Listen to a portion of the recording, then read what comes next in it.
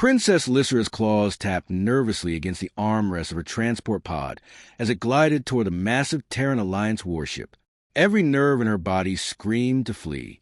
Since childhood, she had heard the stories of humans, flesh and iron beasts who left worlds burning in their wake, who took what they wanted and slaughtered those who resisted. And now, because of a fragile treaty, she was to be bound to one. Her attendants whispered before departure, "Asterisk, he is called the Iron Wolf. He killed thousands in the Helion Wars. If you displease him," asterisk, the words rattled in her skull like poisoned darts. She had been groomed for diplomacy, for sacrifice, but she had never imagined her life would end as the consort of a monster. The pod's doors hissed open. Cold air rushed in. Lysera's heart pounded as she braced herself for the sight of her future husband. She expected a brute in black armor, fangs bared, dripping with blood. Instead, the man who stood before her was not what she imagined. Tall, broad-shouldered, yes, but his armor was clean, marked with a single silver insignia. He removed his helmet with practiced motion, revealing short, dark hair and a scar tracing his jawline. His eyes, she had heard human eyes were predatory. Dead things were instead a deep, stormy gray and startlingly calm. He stepped forward and bowed, not like a conqueror, but like a man greeting an equal. "Princess Lysera," he said, voice steady, deep but not harsh. "Welcome aboard the Horizon. I promise you safety here." Her lips parted, but no sound came. This was the Iron Wolf. She felt foolish with a flicker of relief warming her chest. Quickly, she crushed it. Monsters could wear masks, after all. Later, when they met privately in his quarters, she sat rigidly in a chair, her ceremonial veil still drawn over her face. He poured a clear liquid into a glass and set it before her. She recoiled slightly. "It's just water," he said, noticing. "I do not drink what I have not tested," she replied stiffly. He leaned back, regarding her with quiet patience. "You've heard stories about me. They say you burn cities," she said before she could stop herself. The words hung between them, sharp as blades.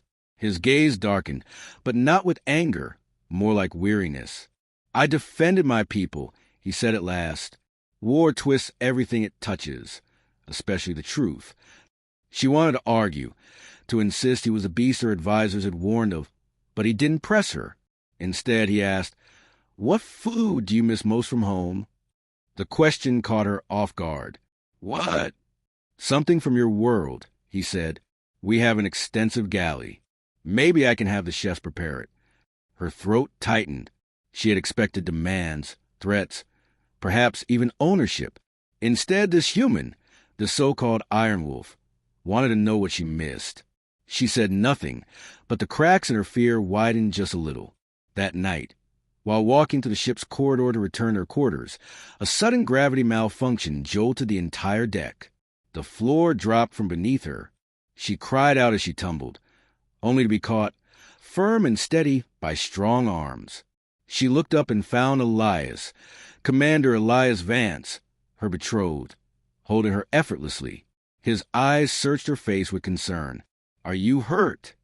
She shook her head, stunned. He didn't let her go until the gravity normalized, then helped her upright gently. "You're safe," he murmured, almost under his breath, as if reassuring himself. Something shifted in her chest. For the first time since this ordeal began, she didn't feel like prey in the jaws of a predator. She felt protected. Back in her chamber, alone, she pressed a hand to the spot on her arm where his hand had steadied her.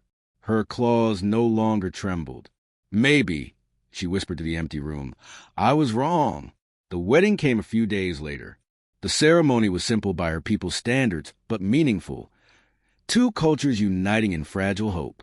She stood before him, veil drawn, heart strangely calm. When she lifted it and met his gaze, she didn't see the ruthless human she had feared. She saw the man who had treated her with kindness when he didn't have to. When they exchanged vows, her voice didn't waver.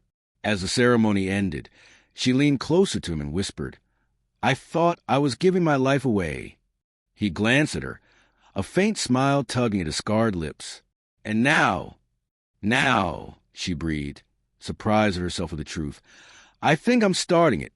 His hand found hers, warm and steady. Then let's start together. And for the first time in her life, the future didn't feel like a sentence. It felt like hope.